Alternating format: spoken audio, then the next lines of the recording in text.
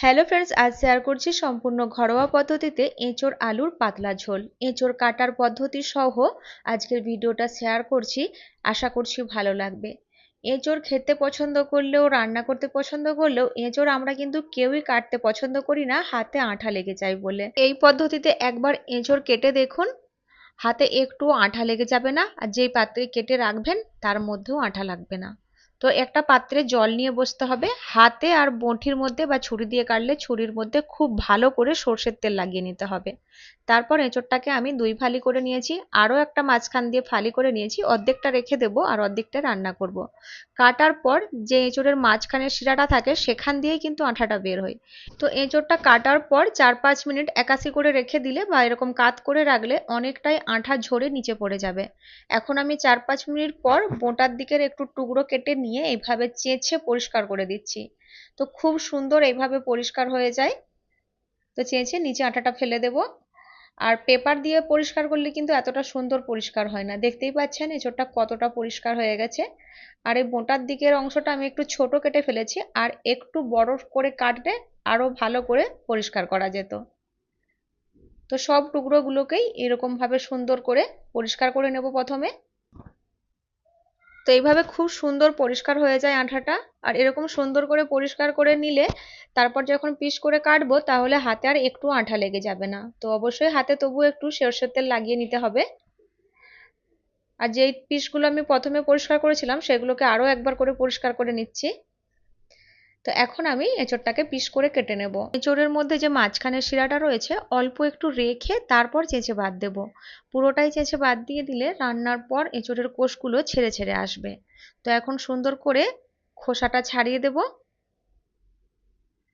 তারপর টুকরো করে কেটে দিচ্ছি আর কাটার সাথে সাথে জলে দিয়ে দেব। আর মিডিয়াম টুকরো করে কেটে নিয়েছি, খুব বড়ও নয় আর খুব ছোটও নয়। এঁচোড়ের মাঝখানের এই শিরাটা অনেকেই পুরোপুরি চেঁচে বাদ দিয়ে দেয়। পুরোপুরি চেঁচে বাদ দিয়ে দিলে এঁচোড়টা রান্নার পরে একটু ঘাটা ঘাটা হয়ে যায়, কোষগুলো ছেড়ে ছেড়ে যায়। তো অল্প অল্প রেখে তারপর চেঁচে বাদ দিতে হবে। তো এই টুকরোটাকেও আমি পরিষ্কার করে ছাড়িয়ে নিয়ে মিডিয়াম সাইজের টুকরো করে কেটে নিচ্ছি আর কাটার সাথে সাথেই জলে দিয়ে দেবো। তো অর্ধেকটা এঁচোড় মানে যতটা আমার লাগবে সেই হিসাবে আমি কেটে নিয়েছি, এই অর্ধেকটা রেখে দেবো। আর এই যে অল্প অল্প আঠা বেরিয়েছে ওটাকেও আবার মুছে রেখে দেবো। তো হাতের মধ্যে দেখুন একটুও আঠা লেগে যায়নি। তো এইভাবে এঁচোড় কেটে একবার দেখবেন, আশা করছি ভালো লাগবে। তো এখন রান্না করার জন্য দুটো মিডিয়াম সাইজের আলুও কেটে নিয়েছি। এখন কড়ার মধ্যে দিয়ে দিচ্ছি 2 গ্লাসের মতো জল। তারপর কেটে রাখা এঁচোড়গুলো দিয়ে দিচ্ছি, সাথে সাথে দিয়ে দেবো নুন আর হলুদ। হাই ফ্লেম করে জলটা ফুটতে দেবো। নুন হলুদটাকে মিশিয়ে দিয়ে ঢাকা দিয়ে দেব। 10-12 মিনিটের মতো একটু ভাপ লাগিয়ে নেব। তো 10 থেকে 12 মিনিট হয়ে গেছে, একটু চেক করে নিচ্ছি। এই সময় কিন্তু এঁচোড়টা মোটামুটি একটু সেদ্ধও হয়ে গেছে। একটা ছাঁকনির মধ্যে ছেঁকে সাইডে রেখে দেব। তারপর একটা কড়া বসিয়ে দিয়ে 3 থেকে 4 টেবিল চামচ সর্ষের তেল গরম করে নিয়ে কেটে রাখা আলুগুলো দিয়ে দিলাম। সাথে অল্প অল্প নুন আর হলুদ মিশিয়ে দিচ্ছি। একটু নেড়েচেড়ে দিয়ে আমি ঢাকা দিয়ে দিব গ্যাসের ফ্লেম লো করে। তো 3-4 মিনিট এইভাবে আমি ঢাকা দিয়ে দিয়ে আলুটাকে ভেজে নেব। আর মাঝখানে একটু নাড়িয়ে চাড়িয়ে দিতে হবে। তো মাঝখানে আমি একবার নাড়িয়ে দিয়েছিলাম যাতে তলায় লেগে না যায়। এখন গ্যাসের ফ্লেমটাকে একটু বাড়িয়ে দেব। আলুটার গায়ে যখন একটু আঁচ লেগে যাবে ওই সময় ভাপিয়ে নেওয়া এঁচড়গুলো দিয়ে দিচ্ছি। এখন গ্যাসের ফ্লেম হাই করে হালকা একটু রং ধরিয়ে আলু আর এঁচড়টাকে ভেজে নিচ্ছি। তো হালকা করে ভেজে নিয়ে আমি কড়া থেকে তুলে নিচ্ছি। কড়াটাকে পরিষ্কার করে নিয়ে এখন আরও 3 টেবিল চামচ তেল অ্যাড করে দিয়েছি। ফোড়নে একটা তেজপাতা ছিঁড়ে, একটা শুকনো লঙ্কা আর একটু গোটা গরম মশলা দিচ্ছি। 1/4 টিস্পুন গোটা জিরে, এক টুকরো দারচিনি, দুটো লং আর দুটো এলাইচি। সুন্দর একটু ভেজে নিয়ে দুটো মিডিয়াম সাইজের কুচনো পেঁয়াজ অ্যাড করে দিলাম।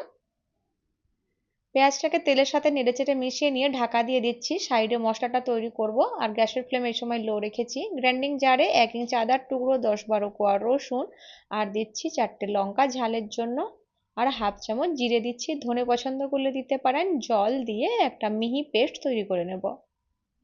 তো এরকম করে একটা পেস্ট তৈরি করে নিয়েছি আর পেঁয়াজটা এদিকে বেশ সফট হয়ে গেছে আর নিচের দিকে একটু লালচে রঙও ধরে গেছে। একটু নেড়ে চেড়ে নিয়ে যে মশলাটা তৈরি করেছি এখানে অ্যাড করে দেব।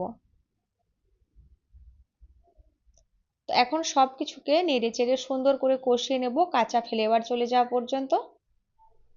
তারপর দিয়ে দিচ্ছি একটা বড় সাইজের টমেটো বাটা, ছোট করে কুচি করেও টমেটো অ্যাড করতে পারেন। সাথে সাথে দিয়ে দিলাম নুন।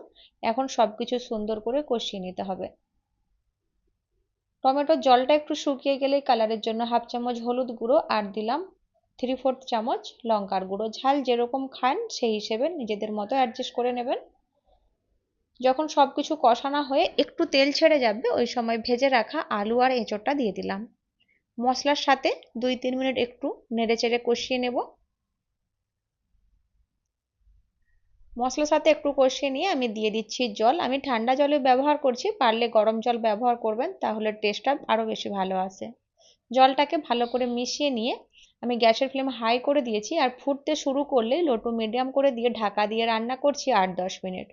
8 থেকে 10 মিনিট পর ঢাকনাটা সরিয়ে দিয়েছি। এখন একটু চেক করে নিতে হবে সব কিছু সেদ্ধ হয়েছে কিনা, আর নুনটাও ঠিকঠাক রয়েছে কিনা অ্যাডজাস্ট করে নিতে হবে। তো শেষে আমি অল্প একটু ধনেপাতার কুচি ছড়িয়ে দিয়ে গ্যাসের ফ্লেম অফ করে ঢাকা দিয়ে দেব স্ট্যান্ডিং টাইমে 5-6 মিনিটের জন্য। তো এখন সম্পূর্ণ রেডি গরম গরম ভাতের সাথে পরিবেশন করার জন্য। খুবই সহজ পদ্ধতিতে একদম সিম্পল ভাবে এঁচোড় আলুর পাতলা ঝোলের রেসিপি শেয়ার করলাম। যদি ভিডিওটি একটু ভালো লাগে অবশ্যই ভিডিওটিকে লাইক করবেন, চ্যানেলটিকেও সাবস্ক্রাইব করে আমাকে সাপোর্ট করার অনুরোধ রইল। আর বাড়িতে এইভাবে একবার এঁচোড় কেটে দেখবেন, হাতে আঠা লেগে যাওয়ার আর ভয় থাকবে না। ফিরে আসবো আবার নতুন ভিডিওর সাথে। সবাই ভালো থাকবেন।